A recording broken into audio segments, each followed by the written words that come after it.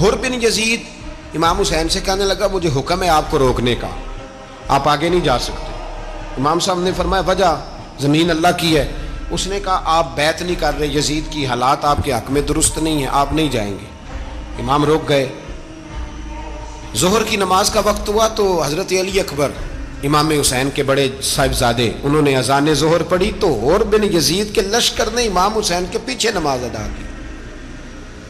कहा भाई तुम मुकाबले में आए हो, नमाज पीछे पढ़ते हो? कहा हुजूर मुकाबला तो तलवारों से कर रहे हैं, पर हमारा दिल तो मानता है ना कि मुस्तफ़ा का नवासा बड़ी शान वाला है।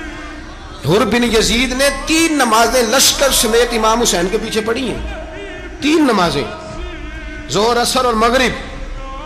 फिर इमाम हुसैन के सामने शराइत पेश की कि आपको यहाँ घेर लिया गया है, यहाँ आप बैत करेंगे या आप जंग करेंगे, 2 ही बातें। इमाम हुसैन ने फरमाया नहीं भाई बैत तो मैं नहीं करता, इसके अलावा तुम जो कहते हो मैं करने को तैयार हूं। उसने खत लिखा, उबैदुल्लाह इब्ने ज़ियाद को एक बंदा दौड़ाया पीछे, कूफे चंद मील पे कूफा था। कहा वो नहीं मान रहे, क्या करना है? तो हुसैन इब्ने अली है, मैं ज्यादा देर उन्हें रोक भी नहीं सकता। उन्होंने पैगाम दिया हुर बिन यजीद को कि करना कुछ भी नहीं, उनका पानी बंद कर दो, ब्लैकमेल करो, खाना पानी नहीं मिलेगा, छोटे छोटे बच्चे हैं, खुद ही मान जाए।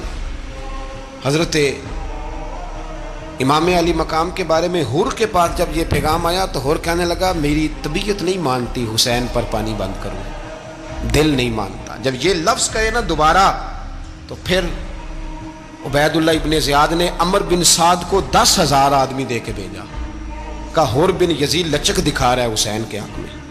एक रे का इलाका था, बड़ी वहां फसल होती थी, लोग कोशिश करते थे वहां का गवर्नर बनने की कोशिश करते थे। तो उबैदुल्लाह इब्ने ज़ियाद कहने लगा तुम्हें रे की गवर्नरी मिलेगी, सबसे सरसब्दो शादाब इलाका, तुम्हें वहां का गवर्नर बनाया जाएगा अगर हुसैन के खिलाफ लड़ोगे। ये इतनी जबरदस्त होती हैं गवर्नरियां कि गवर्नरियों के लिए लोग नस्ल रसूल के खिलाफ भी निकल आते हैं। ये इतनी तगड़ी होती हैं, इतनी जल्दी वफादारियां बदलती हैं। इमाम हुसैन को रोक लिया गया, अमर बिन साद ने रोक लिया। यकम मुहर्रम को इमाम आए, 7 मुहर्रम तक रोका गया, 7 मुहर्रम को पानी बंद कर दिया। जानवर पानी पीते थे, घोड़े पीते थे, कुत्ते पीते थे, लेकिन मुस्तफ़ा के घराने को पानी पीने की इजाज़त। 3 दिन तक पानी बंद रहा। 9 मुहर्रम को अमर बिन साद ने और लोग बुलाए। शिमर एक बड़ा सख्त आदमी था, संग दिल बदबख्त, जिसने हजरत अली असगर के गले पर तीर मारा था, वो और लश्कर लेके आया।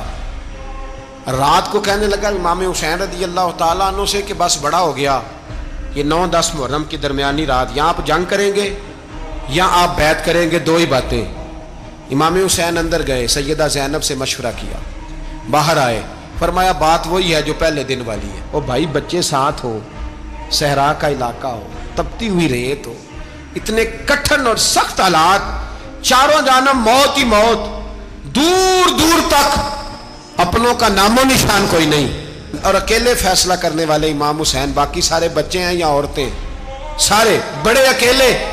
इमाम हुसैन रज़ी अल्लाह तआला अन्हु ने फरमाया भाई बैत तो मैं नहीं करता, बाकी जो तुम्हारा प्रोग्राम है। शिमर और इब्ने साद कहने लगे फिर जंग के लिए तैयार हो जाएं। क्या अंदाज है इमाम हुसैन का।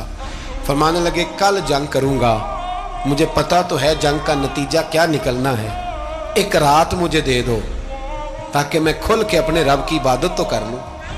हुसैन ने जाना है, मुझे पता है कल रिजल्ट 72 और 22,000 का क्या एक रात मुझे दो, मैं मालिक से राज न्याज तो करूं, मैं गोया उससे पूछूं तो सही कि मालिक मेरे वालिद भी शहीद हैं, भाई भी शहीद हैं, नाना को भी दुखों में देखा है, तो अब मेरी बारी है, तो मालिक मैं हाजिर हूं, मुझे मौका तो दो, इसलिए कि मेरे नाना ने बदर में भी सारी रात इबादत की थी, सुबह मुझे मौका दो।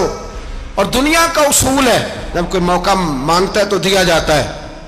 ये दोनों कहने लगे कोई मौका नहीं। हुर बिन यजीद पीछे से बोला, कहने लगा नहीं बदतमीजी ना करो, हुसैन को मौका दो, तुम्हें देना पड़ेगा। मौका दिया।